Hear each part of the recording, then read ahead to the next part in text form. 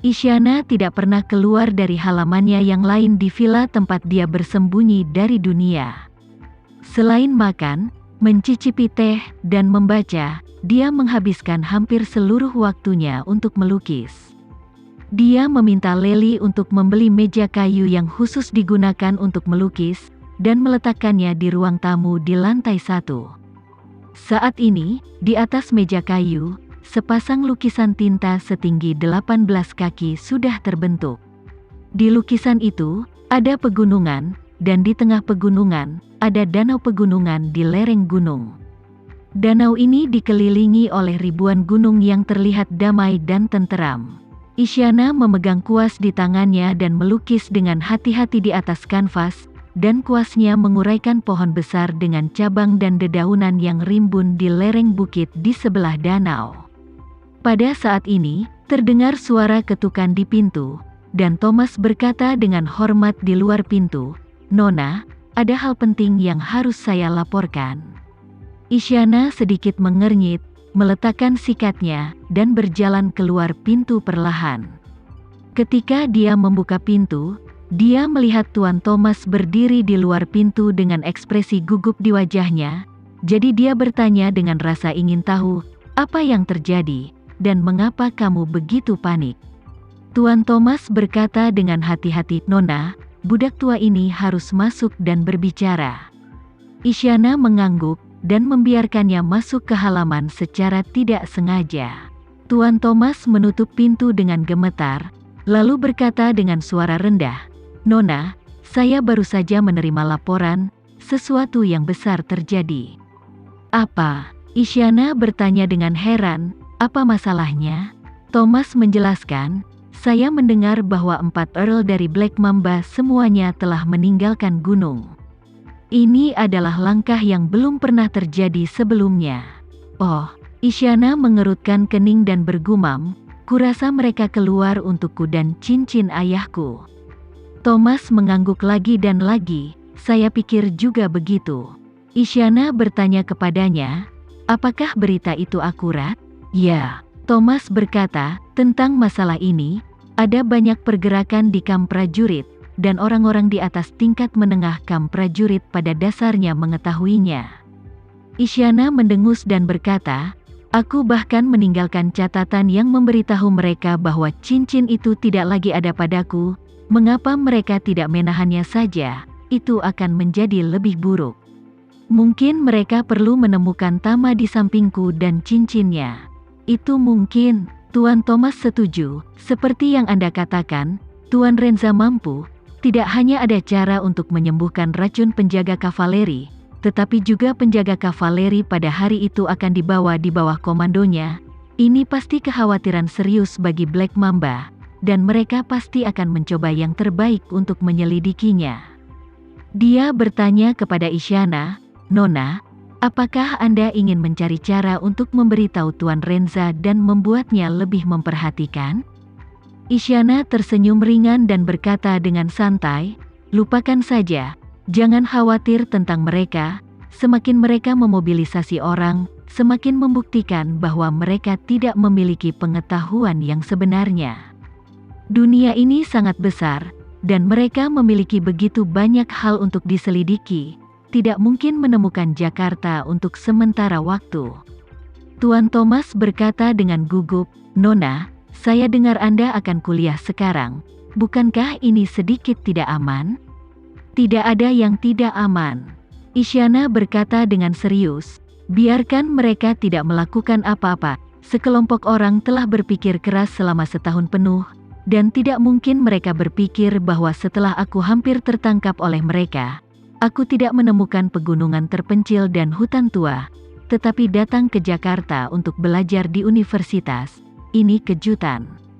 Tuan Thomas menghela nafas, dan berkata dengan hormat, "Nona, tolong maafkan saya karena terlalu banyak bicara.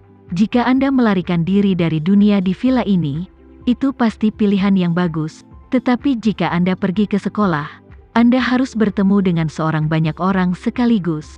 Meskipun mereka semua adalah mahasiswa, selama Anda meningkatkan keterpaparan Anda, pasti ada risikonya." Isyana mengangguk, Aku mengerti kebenaran ini, tetapi tidak ada lagi yang harus kulakukan sekarang. Ada cara, dengan sumber daya dan kekuatan yang bisa kukumpulkan, itu hanya mimpi untuk bersaing dengan Black Mamba, dan aku tidak ingin bersembunyi seumur hidup. Satu-satunya kesempatan untuk mengubah status adalah bergabung dengan Renza. Jika aku tidak kuliah, aku khawatir sulit mendapatkan kesempatan untuk menjalin kerjasama dengannya. Jadi meskipun keputusan ini agak berisiko, aku tetap bersedia mencobanya. Tuan Thomas berkata dengan gentar, ini adalah budak tua yang buta. Saya tidak tahu bahwa Nona telah mempertimbangkannya dengan hati-hati. Isyana melambaikan tangannya, Tuan Thomas, semuanya memiliki risiko. Yang harus kulakukan adalah memilih untuk mengambil lebih banyak risiko untuk mendapatkan masa depan yang lebih baik. Jika aku mati karena ini, aku akan melakukannya.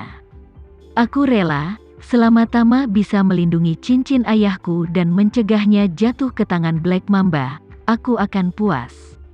Tuan Thomas sedikit mengangguk, dan dengan hormat berkata, Nona, budak tua ini mengerti. Karena itu, saya tidak akan mengganggu Nona muda lagi. Pada waktu bersamaan, Tama menerima telepon dari Ivy. Segera setelah panggilan tersambung, Ivy berkata dengan suara rendah, Tuan Renza, Bram itu datang untuk melapor ke kakekku. Benarkah? Orang tua itu sudah membuat terobosan, bagaimana sikapnya? Dia memiliki sikap yang baik. Ivy berkata dengan canggung, tapi dia bersikeras datang ke klinik untuk membantu kakekku. Kami tidak banyak berguna baginya di sini.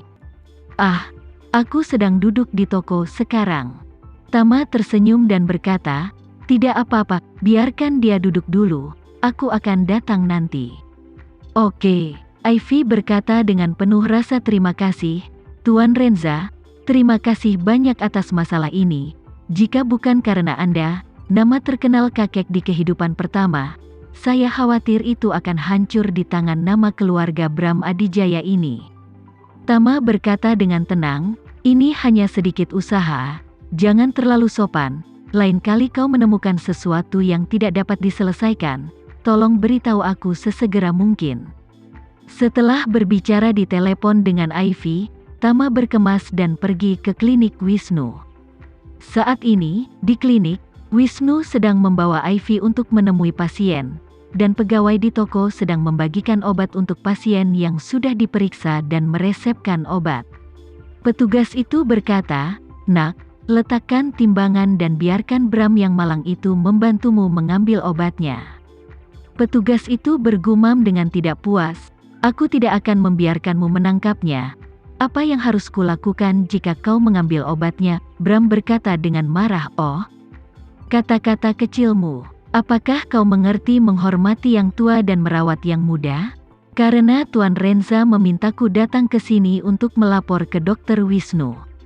Tentu saja aku tidak bisa hanya duduk di sini. Setidaknya temukan sesuatu untuk kulakukan. Aku akan membantumu mendapatkan obatnya, dan kau bisa pergi dan beristirahat sebentar. Itu bukan yang terbaik dari kedua dunia? Potonglah. Pria itu berkata dengan nada menghina, kamu pikir mudah? Aku tidak akan memberikannya padamu.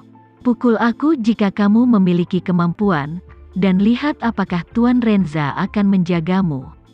Kau, wajah Bram sangat marah, tetapi di hadapan anak ini, dia tidak berani bergerak, jadi dia hanya bisa berkata dengan kesal, Nak, bagaimana dengan ini? Mari kita permudah satu sama lain, aku akan menerimamu sebagai siswa terdaftar, dan kamu pasti akan mendapat manfaat darinya di masa depan. Pria itu melengkungkan bibirnya dan berkata, siapa yang akan menjadi murid terdaftarmu? Apakah kau ingin aku belajar cara mencuri dan menipu darimu? Bram menunjuk pria ini dengan wajah marah, sangat marah hingga dia tidak bisa berbicara. Tama masuk saat ini, dan berkata dengan bercanda, hei, wajah Bram tidak terlihat bagus. Mendengar suara Tama, tubuh gugup Bram membeku. Setelah melihat Tama masuk, dia langsung maju, berlutut pada jarak 2 atau 3 meter dari Tama, dan kemudian berkata dengan rasa terima kasih, Terima kasih Tuan Renza atas dukungan dan rahmat Anda. Setelah menerima ramuan dari Tama, Bram berhasil memasuki ranah Bright Realm setelah retret singkat. Jadi, melihat Tama lagi, dia bersyukur seperti melihat seorang penyelamat. Lutut Bram benar-benar menarik perhatian banyak pasien yang berobat ke dokter. Mereka tidak tahu mengapa lelaki tua itu berlutut di hadapan seorang pemuda, jadi mereka semua melihat ke samping.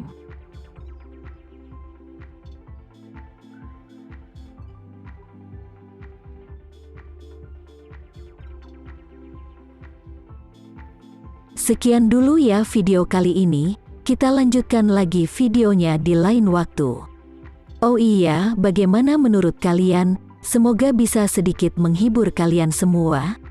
Untuk teman-teman yang baru nonton, jangan lupa subscribe ya, hehehe. Dan kalau teman-teman ada yang ingin gabung langganan, bisa langsung gabung saja untuk dapat fitur yang menarik dan sedikit membantu Mimin. Terima kasih banyak sudah menonton, sampai jumpa lagi, bye.